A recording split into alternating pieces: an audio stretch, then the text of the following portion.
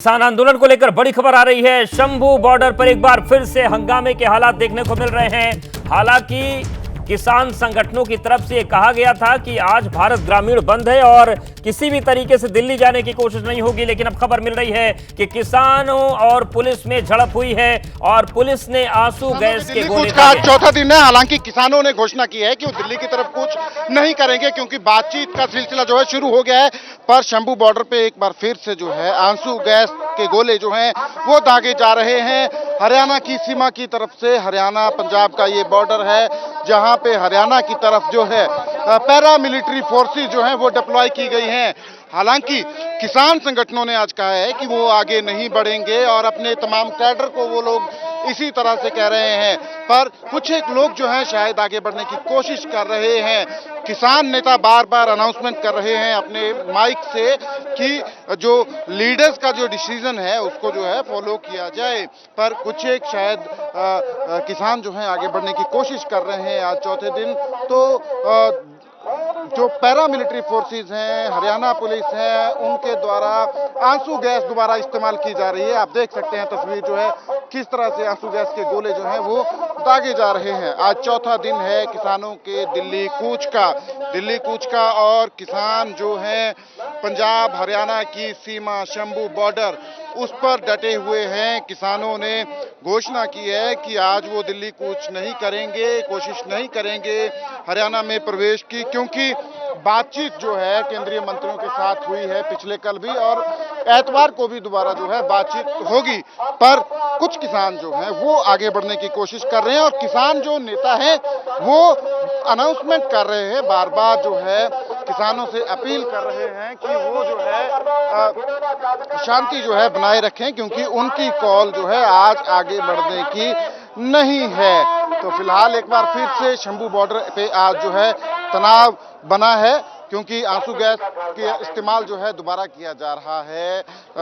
जो paramilitary forces deploy की गई है हरियाणा की तरफ और हरियाणा पुलिस जो है उनके द्वारा तकरीबन 400 किसान जो हैं वो घायल हुए हैं। अब तक की जो आंसू गैस का इस्तेमाल जो है वो किया गया है। तो आज ही सुबह ही किसान नेताओं ने बताया है कि तकरीबन 400 किसान जो हैं घायल हुए हैं, जिनमें से 70 को जो है वो गंभीर चोटें आई है। जो पुलिस और पैरामिलिट्री फोर्सेस ने जो कार्रवाई जो है किसानों के ऊपर की है। पर फिलहाल एक बार फिर से शंभू बॉर्डर पे जो है तनाव की स्थिति जो है बन रही है। एक तबका जो है किसानों का वो आगे बढ़ने की कोशिश कर रहा है। हालांकि किसान नेतृत्व जो है वो अपने माइक से बार बार अनाउंस कर रहे हैं कि किसान जो है वो शांति बनाए रखें, क्योंकि उनकी आज कॉल नहीं है दिल्ली कूच की। कैमरा पर्सन अमित शर्मा के साथ Sachin Kumar, ABP news, Shambhu Punjab, Patiala. Shambhu border से आपने रिपोर्ट देखी सचिन की, किस तरीके से यहां पर आंसू गैस के गोले दागे गए हैं। जैसा कि सचिन बता रहे हैं कि आज जो किसान नेता उन्होंने कह रखा है कि रविवार तक दिल्ली की तरफ जाने की कोशिश नहीं होगी, लेकिन कुछ किसानों ने बॉर्डर को पार करने की कोशिश की। हालांकि उस दौरान जो नेता वहां पर मौजूद थे उन्होंने माइक से किसानों को यह समझाने की कोशिश की कि जो लीडर्स ने तय किया है वो बातें मानी जाएं, लेकिन कुछ लोग इस बॉर्डर को पार करने की कोशिश कर रहे थे और उसके बाद पुलिस की तरफ से आंसू गैस के गोले दागे गए हैं। तो इस वक्त एक बड़ी खबर आ रही है शंभू बॉर्डर से, जहां पर फिर से आज हंगामा हुआ है और हंगामे की वजह यह है कि कुछ किसान बॉर्डर को पार करने की कोशिश कर रहे थे। रुक करते हैं रेवाड़ी का, जहां पर प्रधानमंत्री नरेंद्र मोदी इस वक्त संबोधित कर रहे हैं। रेवाड़ी एम्स का वहां पर शिलान्यास हुआ है। आज भारत को सम्मान मिलता है, हर कोने से भारत को शुभकामनाएं मिलती हैं। वो सम्मान सिर्फ मोदी का नहीं है, वो सम्मान हर भारतीय का है, आप सबका है।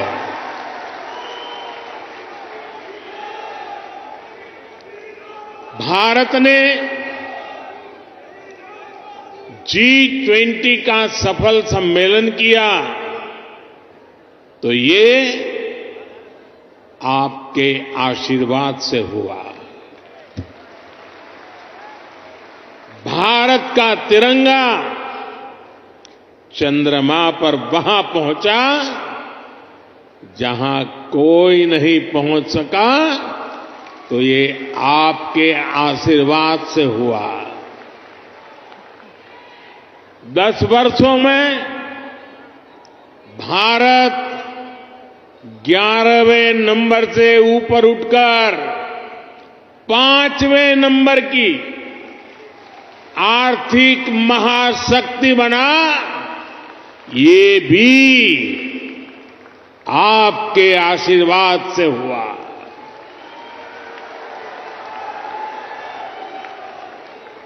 और अब मुझे अपने तीसरे टर्म में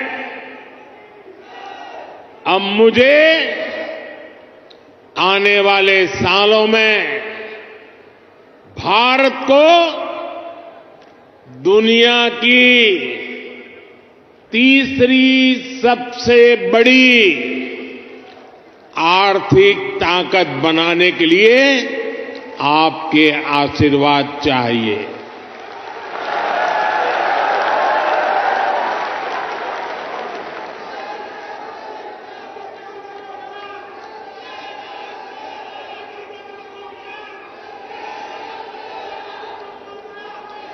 हरियाणा के मेरे भाई और बहनों,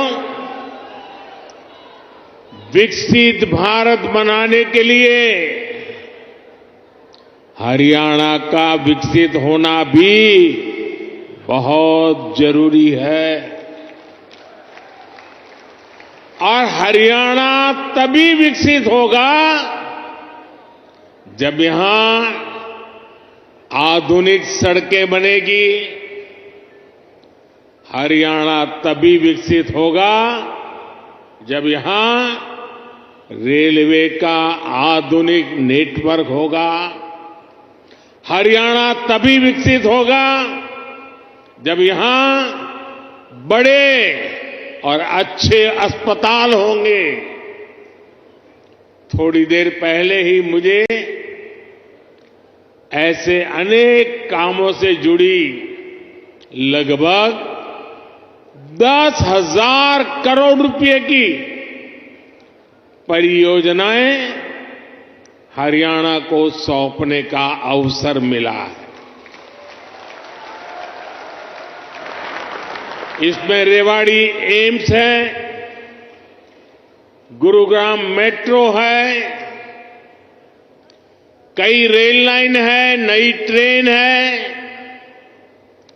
इनमें ज्योति सरमय कृष्ण सर्किट योजना से बना एक आधुनिक और भव्य म्यूजियम भी है।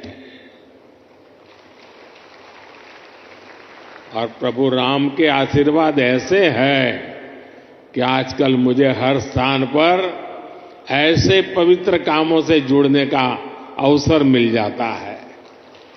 ये राम जी की कृपा है। ये म्यूजियम भगवान श्री कृष्ण के गीता संदेश और इस पावन धरा की भूमिका से दुनिया को परिचित कराएगा। मैं रेवाड़ी सहित पूरे हरियाणा के लोगों को इन सुविधाओं के लिए बहुत बहुत बधाई देता हूं। भाई और बहनों, आजकल देश और दुनिया में मोदी की गारंटी की बहुत चर्चा है।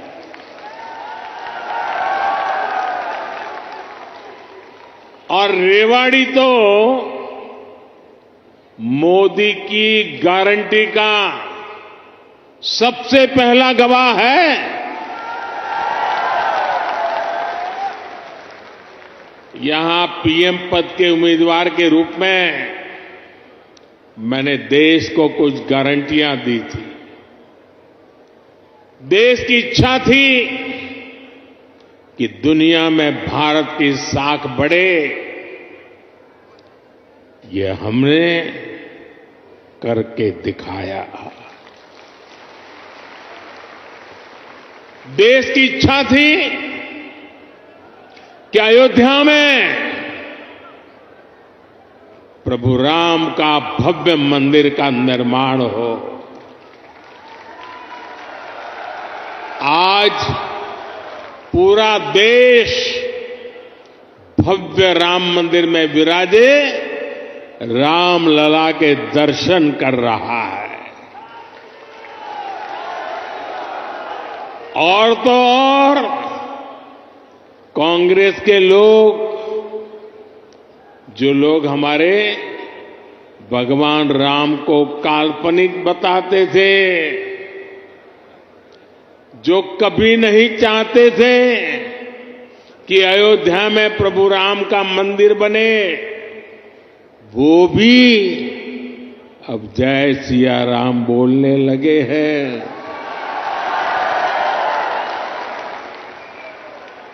साथियों, कांग्रेस ने दशकों तक जम्मू कश्मीर से आर्टिकल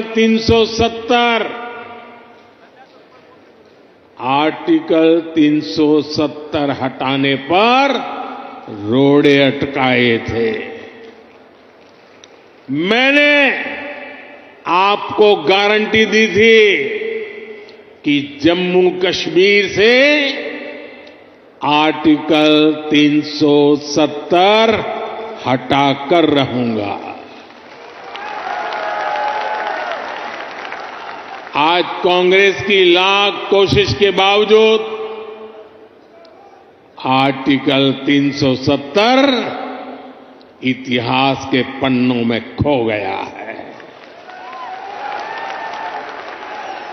आज जम्मू कश्मीर में महिलाओं, दलितों, पिछड़ों, आदिवासियों को उनके हक मिलने लगे हैं।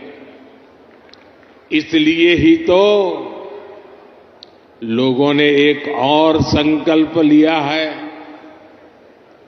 और जनता जनार्दन कह रही है, आप लोग कह रहे हैं, जिसने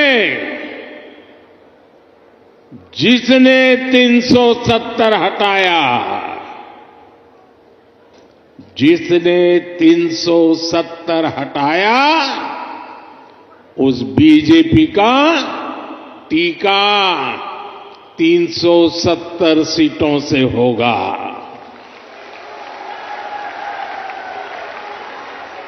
बीजेपी के 370 ही पहुंचाएंगे एनडीए को 400 पार। साथियों, यहीं रेवाड़ी में मैंने पूर्व सैनिकों को 1 रैंक 1 पेंशन लागू करने की गारंटी दी थी। कांग्रेस वाले सिर्फ 500 करोड़ रुपए दिखाकर 1 रैंक 1 पेंशन लागू करने का झूठ बोलते थे। रेवाड़ी की वीर धरा से लिया गया वो संकल्प मैंने आपके आशीर्वाद से पूरा किया।